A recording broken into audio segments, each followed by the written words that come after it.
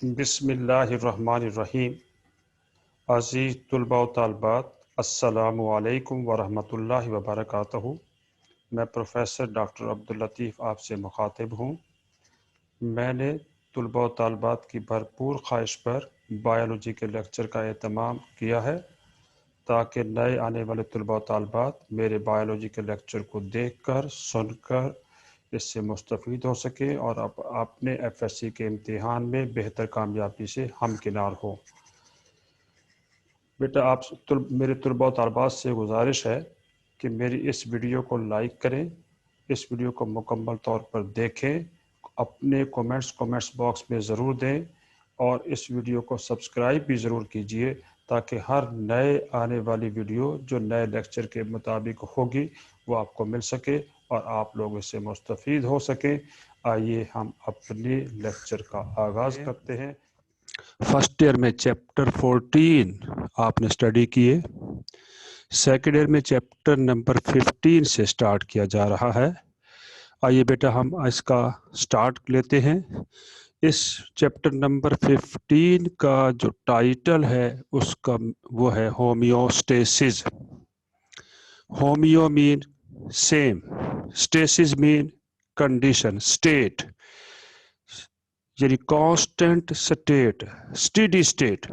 आइए बेटा अब हम होमियोस्टेसिस, जैसा कि आप जानते हैं लिविंग ऑर्गेनिज्म जितने भी दुनिया में मौजूद हैं उनके सेल के अंदर मेटाबॉलिज्म हो रहा है और इस मेटाबॉलिज्म को एक्सेलरेट कर रहे हैं एंजाइम, और एंजाइम जो होते हैं वो एक स्पेसिफिक ऑप्टिमम टेम्परेचर पर अपना वर्क परफॉर्म कर रहे होते हैं।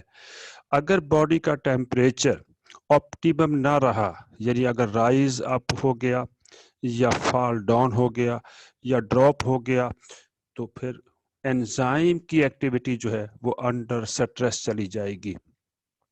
इसलिए तमाम लिविंग ऑर्गेनिज्म के सेल में ऑप्टिमम टेम्परेचर का होना बहुत ज़रूरी है। इसी तरह आपने पढ़ा था चैप्टर नंबर 3 एंजाइम वाले चैप्टर में, फर्स्ट ईयर में आपने देखा था कि एंजाइम जो होते हैं वो वर्क करते हैं इन एक्वस मीडियम में। एक्वस मीडियम का मतलब है वहाँ पर वाटर की स्पेसिफिक कंसंट्रेशन होना ज़रूरी है। अगर वाटर अबंडेंट क्वांटिटी में हुआ तो साइटोप्लाज्म डाइल्यूट हो जाएगा और एंजाइम की एक्टिविटी पर एडवर्स इफेक्ट काज करेगा।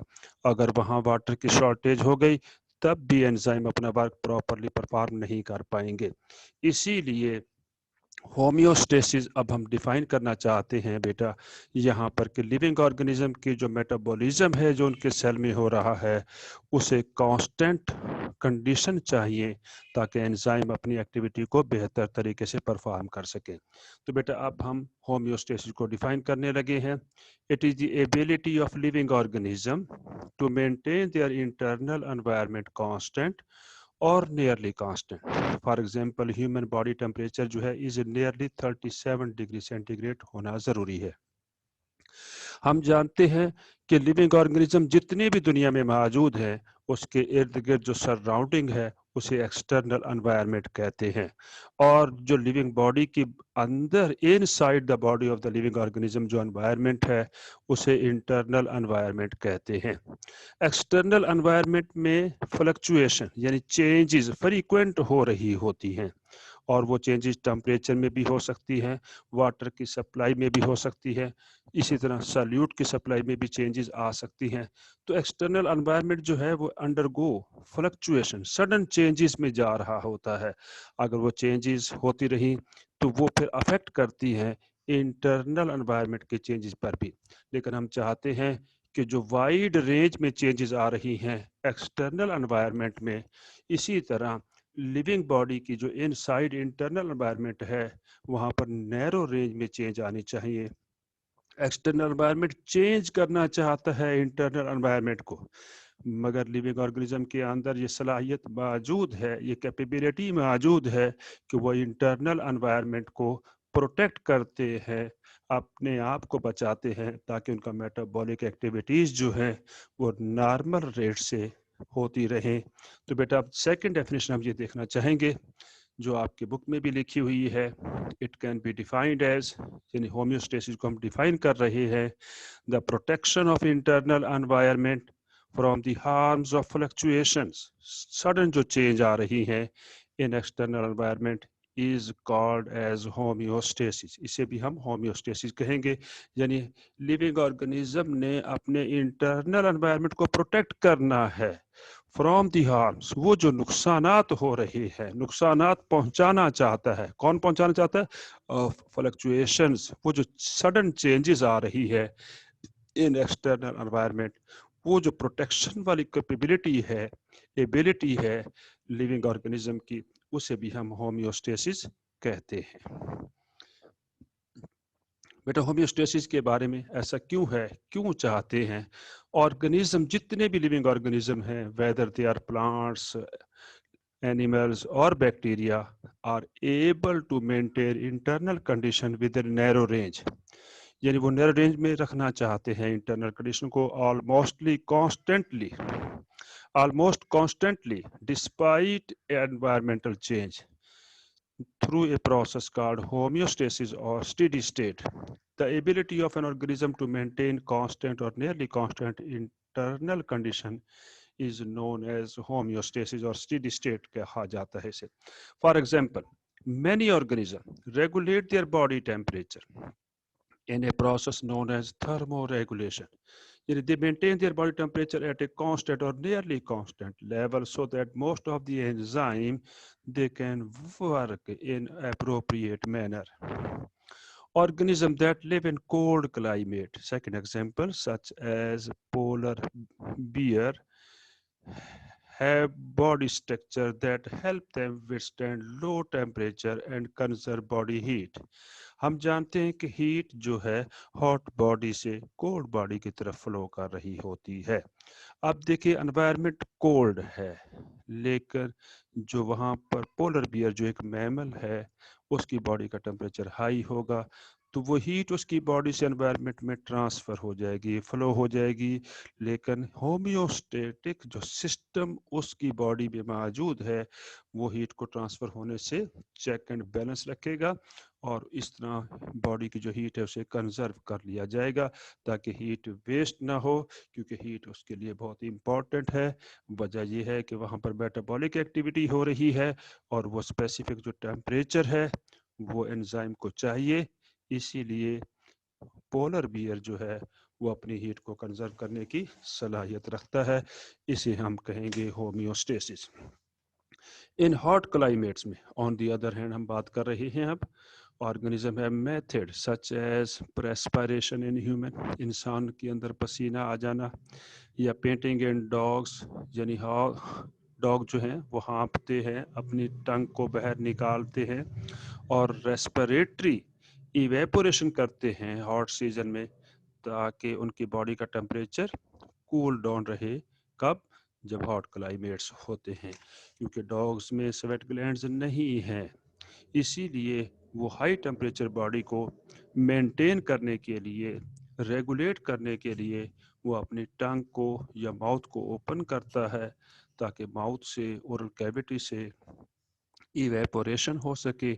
और हम जानते हैं कि evaporation is a cooling process है जिसकी वजह से वो अपनी बॉडी के टेम्परेचर को मेंटेन कर रहा है, यानी हेल्प कर रहा है them to shed excess body heat.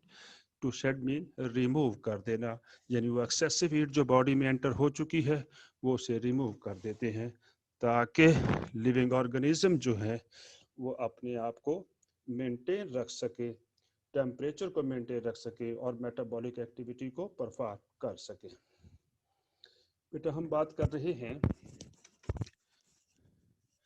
Homeostasis के बारे में।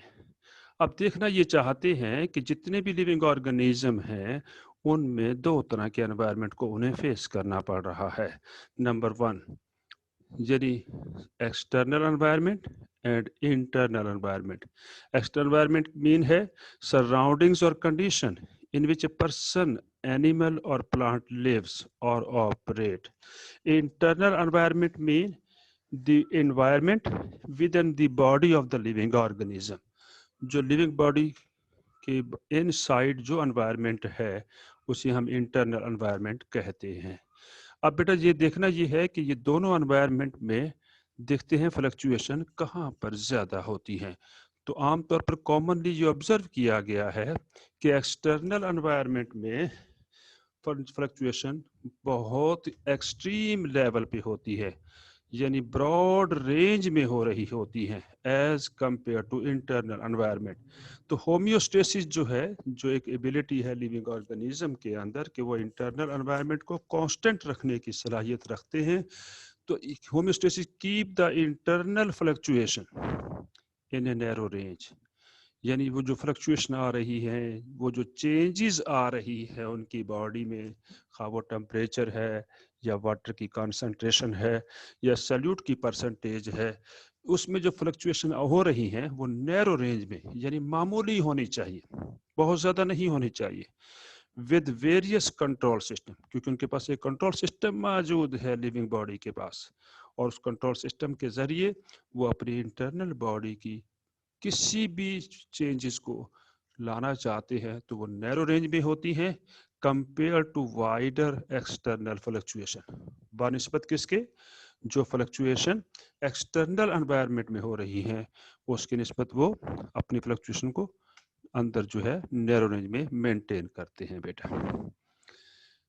बेटा देखना ये है कि मोस्ट ससेप्टिबल जो कंपोनेंट है of internal environment that may be affected by fluctuation in external environment are water, percentage of water, यानी एक्सटर्नल एनवायरनमेंट में अगर रेनफॉल हो रही है तो वहां पर अबंडेंट सप्लाई ऑफ वाटर हो जाएगी, जिसकी वजह से वो सॉइल फुल ऑफ वाटर होगी, और अगर वहां पर कोई प्लांट ग्रो कर रहा है तो उसके रूट सेल में वाटर को बहुत फास्टर स्पीड के साथ एंटर हो जाना चाहिए, क्योंकि वाटर की जनरल प्रॉपर्टी है कि ये हायर कंसंट्रेशन से लो कंसंट्रेशन की तरफ मूव करता है थ्रू मेम्ब्रेन, और इस प्रोसेस को हम ऑस्मोसिस कहते हैं। तो ऑस्मोसिस के जरिए वाटर जो है हाई कंसंट्रेशन से लो की तरफ मूव करेगा। तो अगर अबंडेंट सप्लाई ऑफ वाटर है ड्यू टू हैवी रेनफॉल तो उससे क्या होगा, सॉइल में वाटर की परसेंटेज ज़्यादा होगी, और वो वाटर रूट सेल में स्पीड से एंटर होना चाहता है, लेकिन प्लांट के रूट सेल में कंट्रोल सिस्टम्स प्रेजेंट हैं जो वाटर को फ्लड अप नहीं होने देंगे इनसाइड द सेल। वजह यह है कि अगर वाटर बहुत हाई स्पीड से एंटर हो गया प्लांट सेल की रूट के अंदर तो वहां पर नुकसान ये कि सेल जो है वो स्वेलअप हो जाएगा और बर्स्ट हो जाएगा, जिसकी वजह से उसकी डेथ हो जाएगी। लेकिन वो अपने आप को डेथ नहीं करना चाहता प्लांट सेल, इसीलिए वो वाटर को परमिशन नहीं देगा कि to flooded inside the cell, so that this process which protect the cell from and of rapid or fast osmosis of water in case of abundant supply is known as homeostasis। इसी तरह बेटा salute की जो availability है कभी बहुत ज़्यादा होती है और कभी बहुत कम होती है, या किसी जगह पे बहुत हाई होती है और किसी पे कम होती है, किसी जगह पर कम होती है। उसकी वजह यह है कि सल्यूट जो होते हैं, मिनरल्स जिन्हें कहते हैं, जिन्हें आयंस भी कहा गया है, ये डिपेंड करते हैं वाटर की अवेलेबिलिटी पर। इसी तरह बेटा टेम्परेचर है, एक्सटर्नल एनवायरनमेंट में टेम्परेचर फ्लक्चुएट करता रहता है और ये कांस्टेंट एंटाइटी नहीं है टेम्परेचर एक्सटर्नल एनवायरनमेंट में, depending upon the availability of sun rays. अगर देखें अर्ली इन मॉर्निंग है तो टेम्परेचर और है, नून में देखें टेम्परेचर और होगा, इवनिंग में टेम्परेचर और होगा, और नाइट में टेम्परेचर और होता रहता है। अब बेटे ये टेम्परेचर जो रैपिडली फ्लक्चुएट कर रहा है एक्सटर्नल एनवायरनमेंट में, लेकिन लिविंग ऑर्गेनिज्म नहीं चाहते कि इंटरनल एनवायरनमेंट में भी इसी तरह टेम्परेचर फ्लक्चुएट करता रहे, इसलिए लिविंग बॉडी के पास ये एबिलिटी है कि वो टेम्परेचर को भी मेंटेन कांस्टेंट लेवल या नियरली कांस्टेंट पर मेंटेन करने की सलाहियत रखते हैं बेटा हम बात कर रहे हैं होम्योस्टेसिस के बारे में। अब होम्योस्टेसिस में आपने, जैसे कि मैंने पिछले पेज पे बताया आपको, कि 3 कंपोनेंट ऐसे हैं जो एक्सटर्नल एनवायरनमेंट में फ्लक्चुएट करते हैं, वाटर है, सल्यूट है एंड टेम्परेचर है। तो बेटा अब हम देखेंगे, इसी तरह आप देखना ये है कि लिविंग ऑर्गेनिज्म ने अपनी बॉडी में वाटर की परसेंटेज को मेंटेन करना है, इसी तरह सल्यूट की परसेंटेज को मेंटेन रखना है, इसी तरह टेम्परेचर को मेंटेन रखना है। जैसे कि आपने फर्स्ट ईयर में देखा था कि हमारे जो डिफरेंट टिश्यूज़ हैं या डिफरेंट ऑर्गन्स हैं, तो वहाँ की परसेंटेज भी डिफरेंट है। जैसे कि बोन सेल में आपने फर्स्ट ईयर में पढ़ा था कि 20% वाटर होता है, जबकि ब्रेन सेल में 85% वाटर की कॉन्सेंट्रेशन प्रेजेंट होती है। तो आप देखें, सेम इंडिविजुअल है लेकिन डिफरेंट टिश्यूज़ हैं, लेकिन वहाँ पर परसेंटेज डिफरेंट है। वजह यह है कि वहाँ पर मेटाबॉलिक एक्टिविटीज़ जो एंजाइम के अंडर हो रही है, उन्हें डिफरेंट परसेंटेज ऑफ वाटर चाहिए। तो इसीलिए ये जो परसेंटेज है ब्रेन सेल में 85% और बोन सेल में जो 20% है, इसको मेंटेन रखना लिविंग बॉडी की, इस प्रोसेस को हम कहेंगे बेटा ऑस्मो रेगुलेशन। इसका मतलब है कि होम्योस्टेसिस में हमने वाटर को भी मेंटेन रखना है, सल्यूट की परसेंटेज को भी मेंटेन रखना है, टेम्परेचर को भी मेंटेन रखना है, और इसी तरह जो मेटाबॉलिक वेस्ट बॉडी में प्रोड्यूस हो रहे हैं उनकी स्पेसिफिक कंसंट्रेशन को बॉडी के अंदर मेंटेन रखना है, एक्सेसिव वेस्ट को रिमूव करना है। तो बेटा अब इसमें हमने होम्योस्टेसिस को 3 इम्पॉर्टेंट कैटेगरी में डिवाइड कर दिया है। Osmo regulation number 1, number 2 thermo regulation, temperature को मेंटेन रखना है, और नंबर 3 जो है बेटा एक्सक्रीशन है। एक्सक्रीशन का मीन यानी जो वेस्ट, मेटाबॉलिक वेस्ट बॉडी में प्रोड्यूस हो गए हैं उनको एलिमिनेट करना है, मेटाबॉलिक वेस्ट को from the body into the external environment. तो बेटा 3 कैटेगरी जिसमें ऑस्मो रेगुलेशन, थर्मो रेगुलेशन और एक्सक्रीशन, ये तीनों जो प्रोसेसेस हैं ये होम्योस्टेसिस के टाइटल में आते हैं। और बेटा यहाँ पर आप ये बात गौर से सुन लीजिए कि आपसे अगर कहा जाए कि डिफाइन होम्योस्टेसिस, तो फिर आपने बेटा वो जो फर्स्ट पेज पे मैंने डेफिनेशन दी थी, यानी it is the ability of living organism to maintain internal environment constant और नियरली कांस्टेंट। एक तो डेफिनेशन बेटा ये है, और सेकंड ये है protection of internal environment of the harms of fluctuation in the external environment is also known as homeostasis. इसी तरह बेटा आपसे शॉर्ट क्वेश्चन पूछा जा सकता है, व्हाट इज ऑस्मो रेगुलेशन। तो बेटा आपने डिफाइन करना है, it is defined as regulation of water and solute at nearly constant level. Constant level पे कोशिश करनी है, लिविंग ऑर्गेनिज्म मेंटेन करते हैं वाटर को और सल्यूट को। इसी तरह बेटा आपसे पूछा जा सकता है, what is thermo regulation. Thermo mean temperature, temperature को, हीट को, बॉडी हीट को इनसाइड रेगुलेट करना है। तो it is defined as maintenance of internal body temperature at tolerable rate. Tolerable mean the enzyme can work at their optimum speed, optimum rate से काम कर सके, उस टेम्परेचर को हम कहेंगे ऑप्टिमम टेम्परेचर। और उस प्रोसेस को जिसमें वो टेम्परेचर को रेगुलेट कर रहे हैं उसे हम थर्मो रेगुलेशन कहेंगे बेटा। और आपसे ये भी शॉर्ट क्वेश्चन है, व्हाट इज थर्मो रेगुलेशन। इसी तरह बेटा एक्सक्रीशन, ये भी होम्योस्टेसिस की कैटेगरी में आएगा। एक्सक्रीशन जैसे बेटा मैंने यहाँ डिफाइन किया है, एलिमिनेशन और रिमूवल भी लिख सकते हैं, removal of metabolic waste from the body into the external environment. हम जानते हैं कि लिविंग ऑर्गेनिज्म में जो मेटाबॉलिज्म हो रहा है उसमें एनाबॉलिक और कैटाबॉलिक एक्टिविटीज़ हो रही हैं, और उसके रिजल्ट में वहाँ पर वेस्ट प्रोडक्ट प्रोड्यूस हो रहे हैं जो फर्दर रिसाइकल नहीं होंगे, फर्दर यूज़ नहीं होंगे। अगर ये मेटाबॉलिक वेस्ट बॉडी में एक्यूमुलेट होते रहे तो ये टॉक्सिक इफेक्ट कॉज करेंगे और एंजाइम की एक्टिविटी पर एडवर्सली इफेक्ट होगा इनका।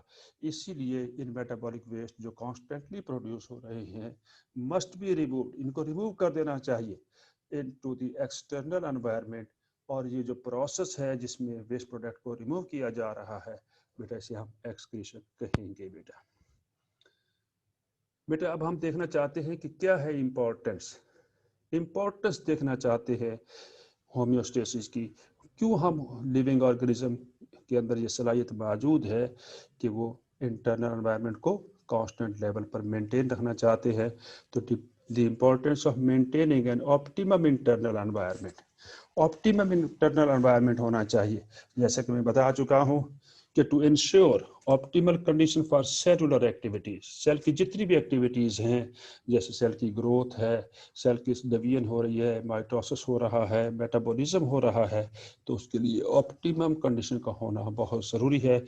तो ये जो होम्योस्टेसिस है ये इंश्योर कर रहा है, यकीनी बना रहा है optimal condition for cellular activities के लिए। सेकेंडली बेटा, enables a living organism to survive in extreme condition। Extreme का मतलब यह है कि जहाँ पर या तो बहुत हाई टेम्परेचर हो या बहुत लो टेम्परेचर हो, उन कंडीशन में लिविंग ऑर्गेनिज्म को ये सलाहियत देना है कि वो सर्वाइव कर सके। अब वो कंडीशन कौन कौन सी हो सकती हैं बेटा? Such as in desert area में देखें रेनफॉल बहुत कम होती है या ना होने के बराबर है, वहाँ पर ड्राईएस्ट कंडीशन रहती हैं, वाटर की अवेलेबिलिटी नहीं होती, लेकिन लिविंग ऑर्गेनिज्म को वाटर कॉन्स्टेंटली सप्लाई चाहिए ताकि वो अपने मेटाबॉलिक एक्टिविटीज़ को पूरा कर सके। और इसके बाद देखें पोलर रीजन है जहाँ पर कोल्डनेस होती है, बहुत टेम्परेचर कम होता है, वहाँ पर भी लिविंग ऑर्गेनिज्म को सर्वाइव करने के लिए जो होम्योस्टेसिस है वो उन्हें इनेबल कर रहा है कि वो सर्वाइव कर सके, इनेबल कर रहा है। फॉर एग्जाम्पल ह्यूमन बीइंग जो है आर एबल टू रेगुलेट और maintain body temperature at 37 degree centigrade to live in adverse conditions. इसी तरह बेटा जो है ऑप्टिमम कंडीशन जो है अलाउ कर रहा है एंजाइम कैटालाइज्ड रिएक्शन, ऐसे रिएक्शन जो एंजाइम के सुपरविजन में हो रही हैं, एंजाइम वहाँ पर इन्वॉल्व हैं, उन रिएक्शन को चलाने के लिए टू फंक्शन ऑप्टिमली, ताकि वो बेहतर तरीके से फंक्शन परफॉर्म कर सकें। तो इसलिए इंटरनल एनवायरनमेंट को ऑप्टिमल लेवल पे रखना लिविंग ऑर्गेनिज्म की बेसिक प्रॉपर्टी है और उन्हें ऐसा करना चाहिए और वो करते हैं। इस एबिलिटी को हमने होम्योस्टेसिस कहा। अब बेटा होम्योस्टेसिस की आगे इंपॉर्टेंस ये भी है कि अलाउ करता है लिविंग ऑर्गेनिज्म को to carry out metabolic activities according to their needs. जिस तरह की उनकी नीड होगी, जितनी उनकी डिमांड होगी बॉडी की, उसी स्पीड से वो मेटाबॉलिक एक्टिविटीज परफॉर्म कर रही है। जैसे कि बेटा आप जानते हैं जब आप रेस्ट में होते हैं तो आपके मेटाबॉलिक एक्टिविटीज की स्पीड और होती है, लेकिन जो आप हैवी एक्सरसाइज में या स्ट्रेनुअस एक्सरसाइज में आप इन्वॉल्व हो जाते हैं तो वहाँ पर मेटाबॉलिक एक्टिविटीज़ की स्पीड और हो जाती है। तो बेटा डिफरेंट कंडीशन में जब आप देखिए, सपोज कि आप स्लीपिंग कंडीशन में हैं, सो रहे हैं, उस वक्त मेटाबॉलिक एक्टिविटीज़ की स्पीड और होगी। तो हर एक लम्हे में, हर एक इवेंट में लिविंग ऑर्गेनिज्म की जो मेटाबॉलिक एक्टिविटीज़ है वो डिफरेंट रेट से हो रही होती है और डिफरेंट डिमांड्स वहाँ पर मौजूद है। तो इन तमाम डिमांड्स को फुलफिल करने के लिए होम्योस्टेसिस का होना बहुत ज़रूरी है। इस तरह बेटा जो है होम्योस्टेसिस जो है अलाउ करता है physiological and metabolic activity to continue even though there are changes in the external environment. External environment में जितनी मर्जी चेंजेस होती रही, लेकिन फिजियोलॉजिकल और मेटाबॉलिक एक्टिविटीज जो है उन्हें कंटिन्यू रहना चाहिए और ये कंटिन्यू रहने के लिए इंटरनल एनवायरनमेंट का कांस्टेंट होना बहुत ही ज़रूरी होता है बेटा। अब बेटा ये लिविंग ऑर्गेनिज्म जो होम्योस्टेसिस की कंडीशन रखते हैं या होम्योस्टेसिस की प्रॉपर्टीज रखते हैं, इनके पास बेटा एक कंट्रोल सिस्टम मौजूद होता है। ये कंट्रोल सिस्टम बेटा क्या करता है देखिएगा बेटा, जैसे कंट्रोल सिस्टम जो है like wise control system among intra cellular यानी विद इन दिस सेल, और स्पेलिंग देख ली बेटा, बच्चे गलत लिख कर आते हैं, ये इंट्रा है INTRA, intra within inside the cell, और एक्स्ट्रा सेलुलर जो इंटरनल एनवायरनमेंट है of an organism also at cell level पे कीप फ्लक्चुएटिंग, वो भी चेंज हो रहा होता है। अब जैसे देखें बेटा ये डायग्राम दिखाई हुई है मैंने, ये देखें ब्लड प्लाज्मा है, ये ब्लड कैपिलरीज दिखाई हुई है, ब्लड कैपिलरीज के साथ करीब में इंटरस्टिशियल फ्लूइड होता है और उसके बाहर जो है इंट्रासेलुलर वाटर होता है। ये सेल है, ये वाटर मौजूद है, सपोज कि साइटोप्लाज्म है। तो अब बेटा ये देखें ये जो एनवायरनमेंट है इसके बाहर ये एक्सटर्नल एनवायरनमेंट कहला रहा है, हालांकि ये बॉडी के इनसाइड है, लेकिन ये जो पूरा एक सिस्टम दिखाया हुआ है जिसमें ब्लड वेसल्स हैं, फिर ब्लड वेसल के बाहर जो है इंटरस्टिशियल फ्लूइड है, फिर इंट्रासेलुलर वाटर है जो साइटोप्लाज्म में मौजूद है, इस सिस्टम के अंदर जो है एक और एनवायरनमेंट मौजूद है जिसे हम कहते हैं यहाँ पर एक्स्ट्रा सेलुलर इंटरनल एनवायरनमेंट। ये एक्स्ट्रा सेलुलर है और इंटरनल एनवायरनमेंट है, ये भी कीप फ्लक्चुएटिंग, ये भी फ्लक्चुएट हो रहा होता है, लेकिन नैरो रेंज में है। नैरो रेंज में होता है इन इंट्रा सेलुलर, सेल के अंदर बहुत कम नैरो रेंज में होगा within cell membrane. Cell membrane के अंदर ये देखिए सेल मेम्ब्रेन दिखाई हुई है और सेल के अंदर ये नैरो रेंज में होना चाहिए। इसके अंदर जो फ्लक्चुएशन आ रही हैं, अगर ये हाई लेवल पे हो गई या ब्रॉड रेंज पे हो गई या लार्जर लेवल पे हो गई तो फिर बेटा मेटाबॉलिक एक्टिविटीज जो है वो अंडर स्ट्रेस चली जाएंगी। अब बेटा यहाँ पर देखना ये है इस इंटरनल एनवायरनमेंट को जो यानी है तो एक्स्ट्रा सेलुलर इंटरनल एनवायरनमेंट, इसको भी कांस्टेंट रखना है और ख़ास तौर पे इंट्रा सेलुलर जो है एनवायरनमेंट जो है ये भी कांस्टेंट होना चाहिए।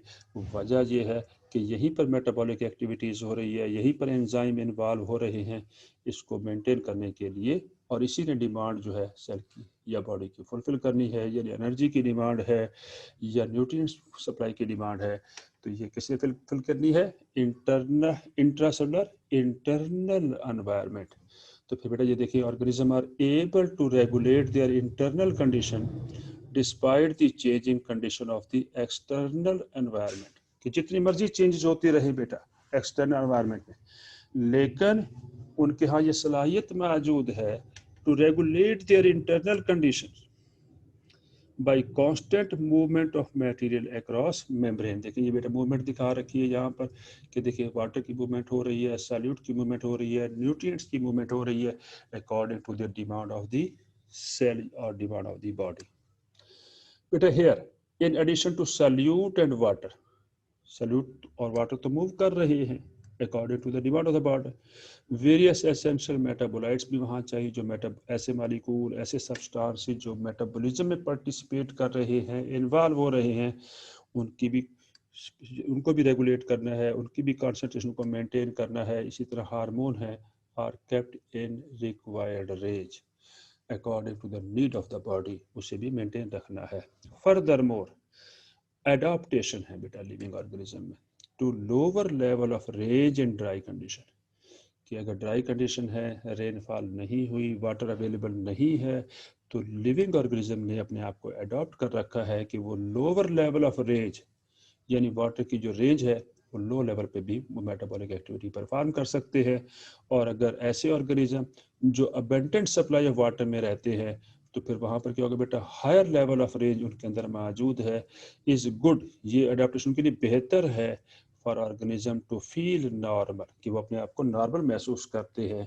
अब जैसे बेटा डेजर्ट प्लांट्स हैं वो ड्राई कंडीशन में रहते हैं, उनके सेल में लोअर लेवल ऑफ जो है वाटर होता है, जबकि ऐसे प्लांट्स जो माउंटेनियस एरिया पे रहते हैं जहाँ पर हैवी रेनफॉल होती है तो वहाँ के प्लांट्स के सेल में higher level of range of water present होता है। और ये गुड स्ट्रेटेजी है उनकी फॉर ऑर्गेनिज्म के लिए टू फील नॉर्मल फील करते हैं with an internal fluctuation forced by drastic external fluctuation, कि अगर वो एक्सटर्नल फ्लक्चुएशन जो आ रही हैं जो उनको फोर्स कर रही है, यानी सपोज किया ऐसे प्लांट्स जो माउंटेनियस एरिया में रहते हैं, अगर वहाँ खुदा न खास्ता किसी वजह से रेनफॉल नहीं हुई लेकिन उसके बावजूद जो है एक्सटर्नल एनवायरनमेंट के बावजूद कि वहाँ रेनफॉल नहीं हो रही, वहाँ वाटर की सप्लाई नहीं है, लेकिन फिर भी वो हाई लेवल जो है ऑफ रेंज मेंटेन रखे हुए हैं, जो वाटर की रेंज है, और वो अपने आप को मेंटेन करते हैं। इस मेंटेनेंस पावर को हम कहते हैं होम्योस्टेसिस। कैसे मेंटेन करते हैं? They have control system in their body. अब बेटे यहाँ पर देखना चाहते हैं, ये एक मैंने आपको डायग्राम दी है जो आपकी बुक से ही रेलिवेंट है। आप देखें कि जो एक्सटर्नल एनवायरनमेंट है वहाँ पर फ्लक्चुएशन वाइड रेंज में हो रही है। ये बेटा आपको एक लिविंग बॉडी दिखाई गई है, ये एक पूरी लिविंग बॉडी है और लिविंग बॉडी के इनसाइड ये एक सेल दिखाया हुआ है, ये इसका न्यूक्लियस है और ये सेल मेम्ब्रेन है, यहाँ पर ये साइटोप्लाज्म है। इस साइटोप्लाज्म को जो एनवायरनमेंट है इंट्रा सेलुलर एनवायरनमेंट कहलाएगा, और ये जो पूरा सिस्टम है लिविंग बॉडी का, इसके बाहर जो भी एनवायरनमेंट होगा वो एक्सटर्नल एनवायरनमेंट होगा। अब बेटा एक्सटर्नल एनवायरनमेंट में जैसा कि यहाँ बताया गया है कि फ्लक्चुएशन जो है वाइड रेंज में हो रही है, जबकि जो इंटरनल एनवायरनमेंट है इसमें फ्लक्चुएशन नैरो रेंज में होंगी, बहुत कम मामूली रेंज में आएंगी, बहुत ज़्यादा नहीं आएंगी, क्योंकि इसने रिस्ट्रिक्ट किया हुआ है। अब बेटा ऐसा है कि इस ऑर्गेनिज्म के अंदर एक कंट्रोल सिस्टम मौजूद है, in the form of organ हो सकता है, in the form of tissue हो सकता है वो कंट्रोल सिस्टम, और in the form of protein भी हो सकता है। इसी तरह बेटा यहाँ पर भी देखें, ये सेल मेम्ब्रेन में प्रोटीन के कुछ मालिक्यूल मौजूद हैं, उन्हें भी हमने कंट्रोल सिस्टम को डेजिग्नेट किया है, बताया है कि यहाँ पे कंट्रोल सिस्टम प्रेजेंट है। अब बेटा ये कंट्रोल सिस्टम करता क्या है कि जैसे ही एक्सटर्नल एनवायरनमेंट में कोई भी चेंज आएगी, फ्लक्चुएशन आएगी, उस फ्लक्चुएशन को हम स्टिमुलस कहेंगे। उस स्टिमुलस को ये कंट्रोल सिस्टम के पास एक कंपोनेंट है जिसे हम कहते हैं रिसेप्टर, रिसीव करेगा रिसेप्टर, और रिसीव करने के बाद उस चेंज का मैसेज फौरी तौर पर कंट्रोल सेंटर को सेंड कर देगा मैसेज बेटा।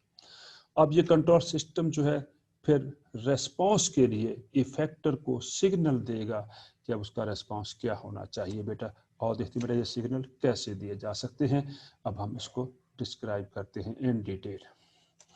होम्योस्टेसिस जो है उसको हम एक्सप्लेन कर रहे हैं बेटा। होम्योस्टेसिस का डजंट मीन, इसका ये मतलब नहीं to keep a fixed internal environment, कि बेटा एनवायरनमेंट जो है इंटरनल बिल्कुल फिक्स होना चाहिए। जैसे मैंने एग्जांपल दी कि body temperature 37 degree centigrade, no, nearly 37 degree centigrade, उसके करीब तर होना चाहिए। रादर बजाय इसके changes are maintained within specific range which are needed for normal body functions.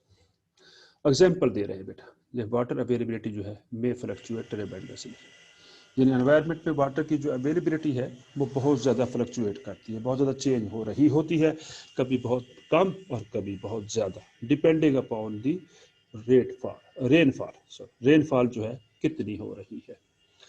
For an organism in the external environment, कहते हैं इट मे बी अबेंडेंट, ये बहुत ज़्यादा हो सकती है वाटर अवेलेबिलिटी, और देयर में भी ऑलमोस्ट ड्राई कंडीशन हो सकती है। अगर बेटा रेनफॉल हो रही है, बहुत ज़्यादा रेनफॉल है तो अबेंडेंट है, अगर रेनफॉल नहीं हो रही तो ऑलमोस्ट ड्राई कंडीशन आ जाएंगी।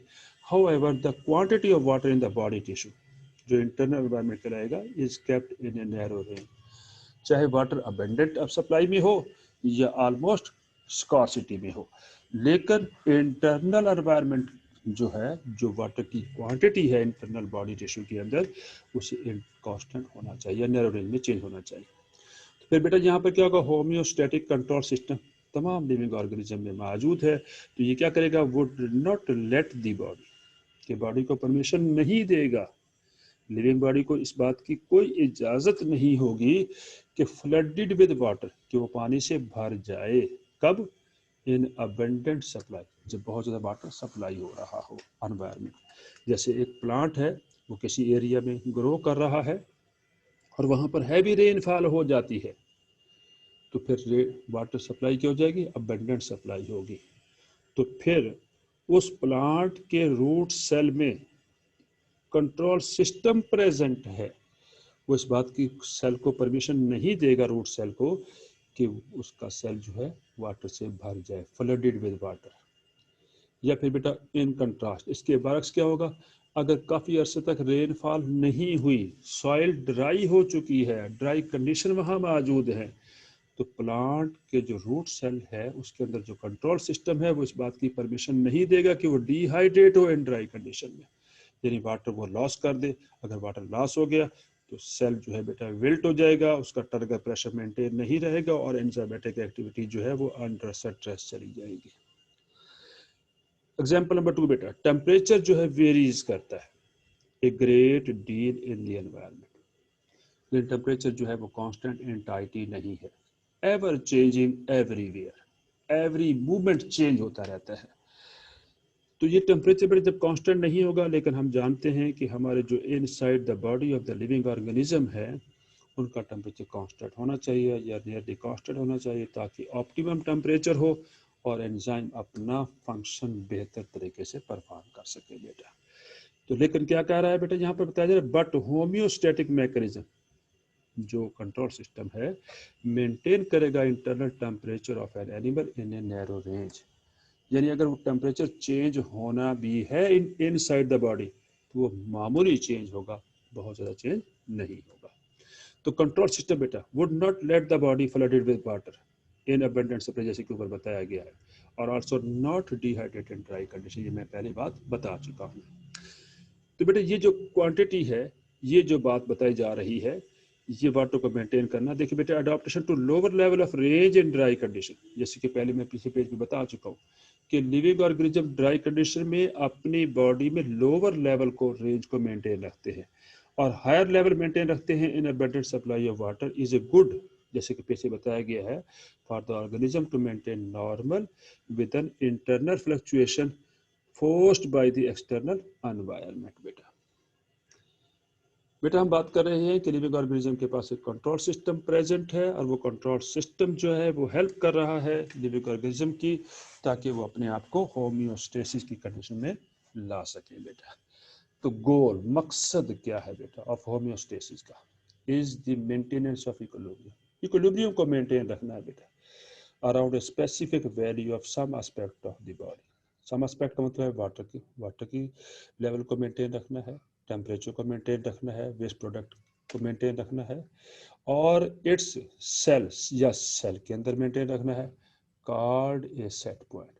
बेटा वो जो स्पेसिफिक वैल्यू होगी उसे हम सेट पॉइंट कहते हैं।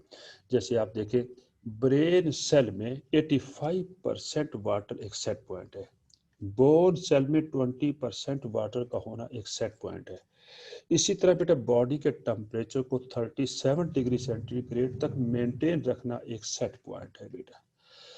डिफरेंट ऑर्गेनिज्म का, डिफरेंट स्पीशीज का या डिफरेंट एनिमल्स का सेट पॉइंट डिफरेंट होता है और इस सेट पॉइंट को सेट किया जाता है, और ये ड्यूरिंग एवोल्यूशनरी प्रोसेस के दौरान या एवोल्यूशन प्रोसेस के दौरान ये उनकी एक एडॉप्टेशन है कि उन्होंने अपनी बॉडी में एक वैल्यू को, स्पेसिफिक वैल्यू को मेंटेन रखा हुआ है, उसे हम सेट पॉइंट कहते हैं।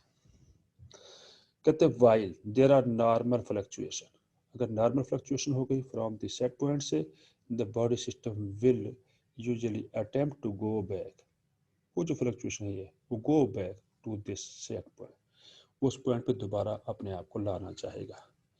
ए चेंज इन द इंटरनल और external environment is called a stimulus, यानी इंटरनल एनवायरनमेंट में कोई चेंज आ जाए या एक्सटर्नल, वो जो चेंज है, फ्रीक्वेंट चेंज जो है, is called stimulus and is detected by receptor.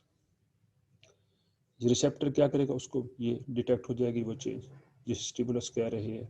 तो इन अदर वर्ड्स हम कह सकते हैं कि stimulus is received by receptor. अब ये रिसेप्टर एक प्रोटीन का मॉलिक्यूल भी हो सकता है जैसे कि सेल मेम्ब्रेन में होते हैं, या एक रिसेप्टर ये सेल भी हो सकता है, रिसेप्टर एक टिश्यू भी हो सकता है, एक ऑर्गन भी हो सकता है। तो रेस्पॉन्स ऑफ द सिस्टम क्या होगा बेटा, is to adjust the activity of the system, system की एक्टिविटी को एडजस्ट करना है, so the value move back, value बेटा वो जो है back toward the set point पे दोबारा वापस आ जाए।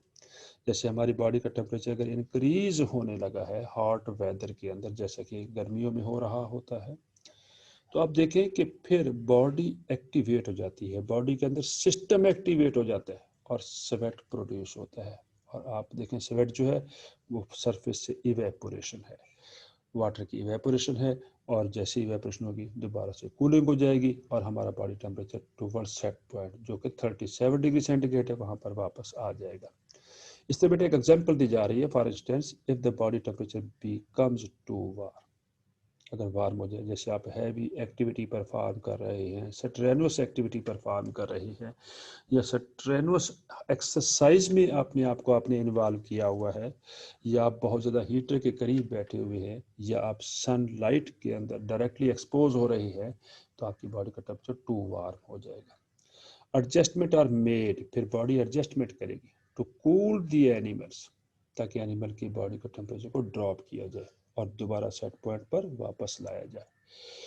इस तरह बेटा एक और एग्जांपल है, if glucose level in the blood rise, glucose levels जो है वो राइज हो जाए आफ्टर ए मील, जब आपने कोई भी मील, कोई खाना लिया और उसमें जहर ग्लूकोज होता है, कोई भी कार्बोहाइड्रेट है या स्टार्च है, जब वो डाइजेस्ट होता है तो ग्लूकोज जो है एंड प्रोडक्ट है डाइजेशन का, तो फिर adjustment are made to lower them and to get the nutrient into tissue that need, tissue को जो चाहिए वो न्यूट्रिएंट्स प्रोवाइड करने चाहिए इट, और to store it for later use, और उस एक्सेसिव ग्लूकोज को फिर स्टोर भी करना है और एक अप्रोप्रिएट फॉर्म में करना है ताकि ग्लूकोज का लेवल जो है वो नॉर्मल रेंज पर मेंटेन रहे।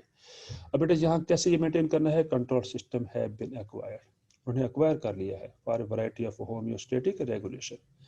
These living control system work exactly on mechanism of physical control system पे ये काम करते हैं। और बेटा देखते हैं फिजिकल कंट्रोल सिस्टम में कैसे काम करते हैं। ये पहले अब बेटा आपने ये यहाँ पर एक कंट्रोल सिस्टम लिविंग बॉडी का दिखाया हुआ है। लिविंग बॉडी में जो कंट्रोल सिस्टम होगा उसके 3 कंपोनेंट्स होंगे, number 1 receptor, number 2 control centre और नंबर 3 एन इफेक्टर होगा जो रेस्पॉन्स शो करेगा।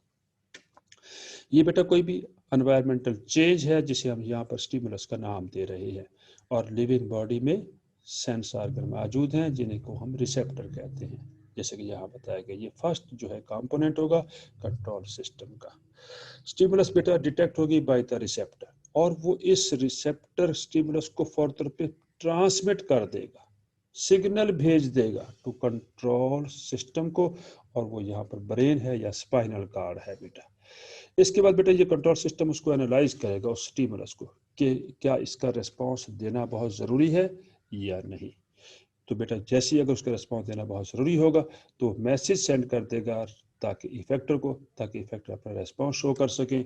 और लिविंग बॉडी में ख़ासतौर पे एनिमल्स में 2 ही तरह के इफेक्टर जो है, नंबर 1 है मसल है, या तो मसल जो है कॉन्टैक्ट करेंगे, रिलैक्स करेंगे ताकि मूवमेंट की जा सके, और सेकेंड जो है वहाँ पर ग्लैंड्स होंगे जो डिफरेंट टाइप की सेक्रेशन पैदा करते हैं, ये इमीडिएट रेस्पॉन्स होगा बेटा।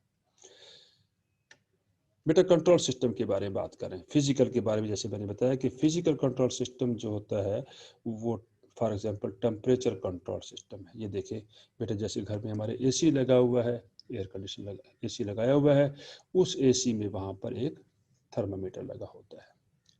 उस थर्मामीटर पे हम एक, अब जैसे हमने सपोज किया अपने एसी का टेम्परेचर हमने 26 डिग्री सेंटीग्रेड एडजस्ट कर दिया, सेट कर दिया, वो सेट पॉइंट कहलाएगा। अब बेटा ये सारा रूम है आपका, वहां पर उस रूम के अंदर अब देखना ये है क्या, ये रूम जो होगा ये एक्सटर्नल एनवायरनमेंट होगा, और ये आपका जो एसी है उसका ये कंट्रोल सेंटर है, वहां पर थर्मामीटर सेंसर लगा हुआ है, उस पर सेट पॉइंट किया हुआ है। अब बेटा जैसे ही वो कूलिंग कर रहा है तो वो ऑन हो जाएगा क्योंकि एनवायरनमेंट हॉट था।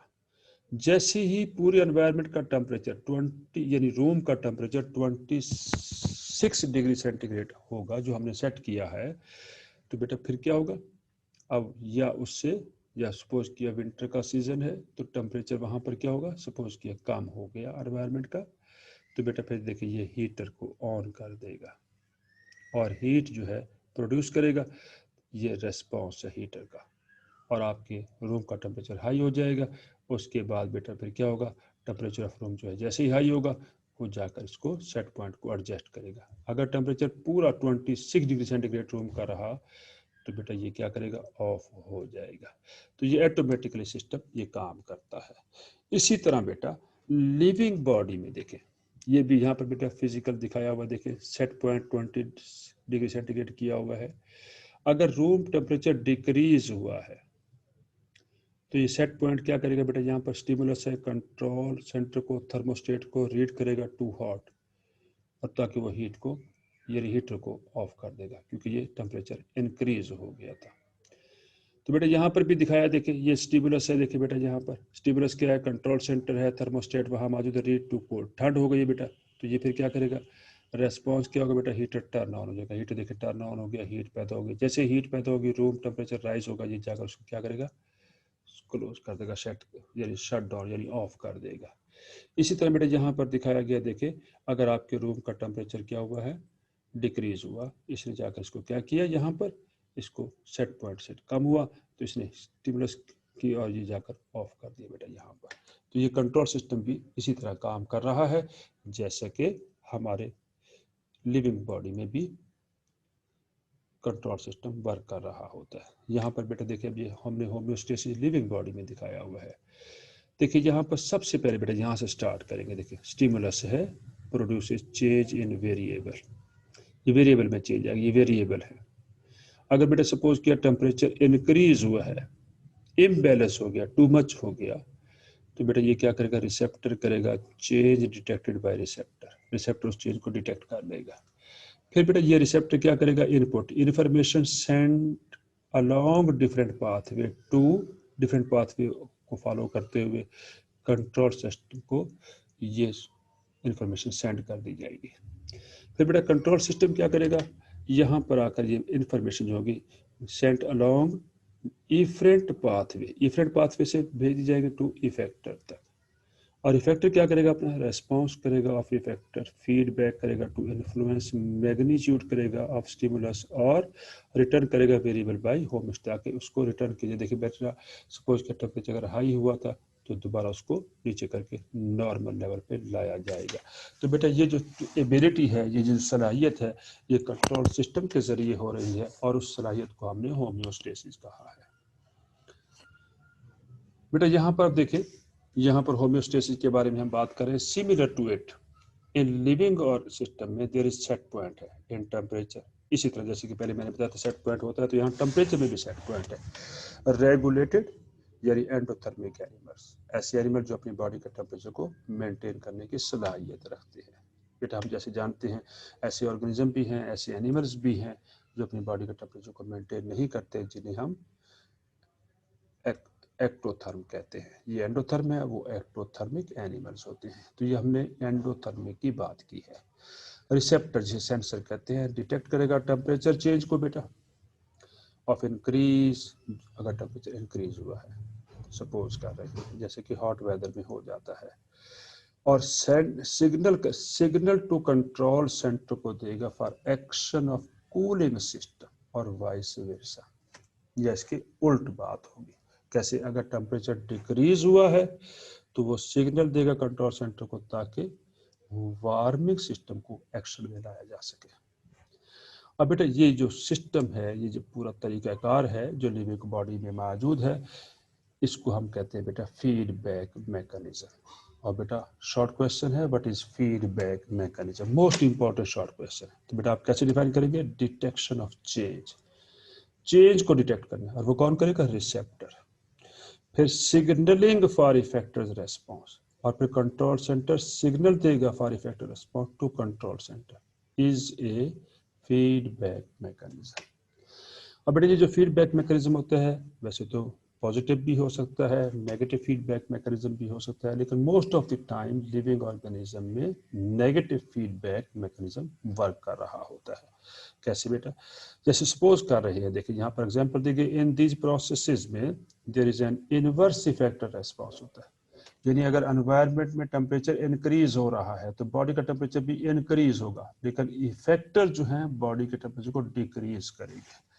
इसी तरह बेटा अगर एनवायरनमेंट में टेम्परेचर डिक्रीज हो रहा है तो इनसाइड का बॉडी का भी टेम्परेचर क्या होगा, डिक्रीज हो जाएगा, लेकिन जो इफेक्टर्स का जो रेस्पॉन्स होगा वो बॉडी के टेम्परेचर को वार्म अप करना है।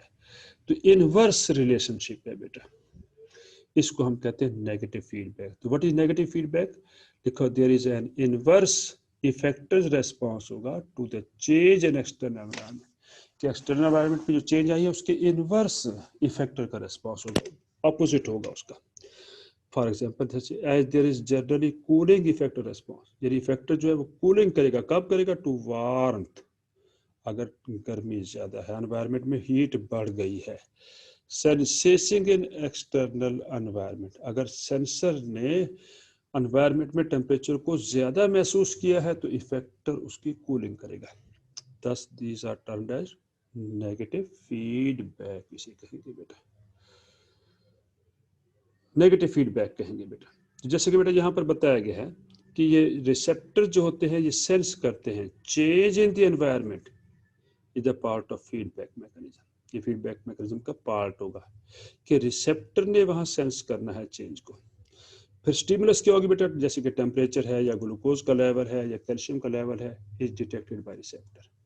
फिर रिसेप्टर क्या करते हैं बेटा, यहाँ पर सेंड करते हैं information to control center, often brain होगा लिविंग एनिमल्स में, विच रिले करेगा अप्रोप्रिएट सिग्नल भेजेगा टू एन इफेक्टर ऑर्गन पे that is able to cause an appropriate change, either up or down करेगा depending on the information the sensor was sending, जो sensor भेज रहा है।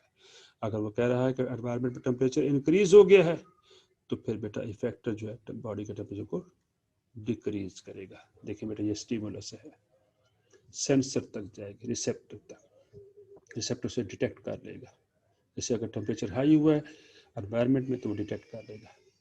अब बेटा रिसेप्टर क्या करेगा, सिग्नल देगा किसको, कंट्रोल सेंटर, और उसे मैसेज करेगा कि अब वो इफेक्टर को मैसेज सिग्नल भेजे ताकि इफेक्टर पर रेस्पॉन्स शो करे, और जब वो दोबारा सेट पॉइंट पर वापस आ जाएगा तो ये सिस्टम ऑटोमेटिकली स्टॉप हो जाएगा, शट ऑफ हो जाएगा, ऑफ हो जाएगा बेटा। अब एग्जाम्पल याद दिया, जैसे बॉडी टेम्परेचर है एक्सीड कर गया 37 डिग्री सेंटीग्रेड से, तो बेटा नर्व सेल होंगे द स्किन और ब्रेन में मौजूद हैं, और जैसे ही ब्लड सप्लाई हमारी बॉडी में खासतौर पे नर्व सेल में या ब्रेन में जाएगी तो टेम्परेचर उसका हाई होगा। ये बेटा रिसेप्टर हैं जहाँ पर ब्रेन सेल के अंदर जो नर्व हैं या ब्रेन है या नर्व सेल हैं इन द स्किन में या ब्रेन में, वो फॉर पे temperature regulatory centre in brain मौजूद है जिसका नाम है हाइपोथैलेमस, जिसे हम थर्मोस्टेट भी कहते हैं। थर्मोस्टेट है बेटा, वो फौरी तौर पर क्या करेगा, अपना मैसेज भेज देगा स्वेट ग्लैंड को थ्रू आउट द बॉडी, ताकि वो बेटा क्या करे, स्वेट ग्लैंड एक्टिवेट हो जाए और वो स्वेट प्रोड्यूस करे और बॉडी से इवेपोरेशन हो, और इवेपोरेशन कूलिंग प्रोसेस है ताकि बॉडी का टेम्परेचर दोबारा नॉर्मल कहाँ आ जाए बेटा, 37 डिग्री सेंटीग्रेड पर नॉर्मल आ जाए। तो बेटा ये एक मैकेनिज्म है लिविंग बॉडी के अंदर जो मेंटेन कर रहा है। तो बेटा अब यहाँ पर हम समरी दे रहे हैं जो आज हमने बेटा लेक्चर में पढ़ा।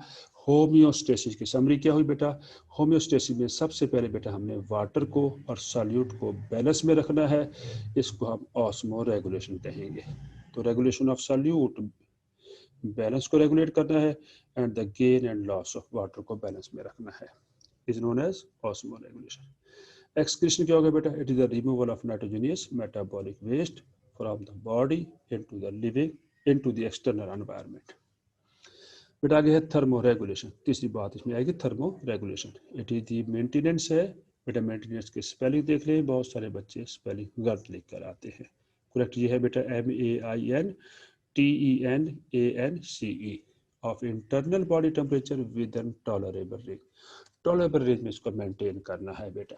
तो देखिए बेटा ये एक्सटर्नल एनवायरनमेंट है, ये एक सेल दिखाया गया है, ये पूरी बॉडी दिखाई गई है। तो एक्सटर्नल एनवायरनमेंट में जो है लार्ज वाइड रेंज में फ्लक्चुएशन हो रही है, जबकि इंटरनल एनवायरनमेंट है यानी ये इंटरनल एक्स्ट्रा सेलुलर, ये सेल के बाहर एनवायरनमेंट है, और ये सेल के अंदर होगा तो इंटर सेलुलर एनवायरनमेंट होगा बेटा, जहाँ पर स्मॉल या नैरो रेंज में इंटरनल फ्लक्चुएशन होनी चाहिए। इस पूरे मैकेनिज्म को, इस पूरे प्रोसेस को, इस पूरी सलाहियत को हम होम्योस्टेसिस कहते हैं।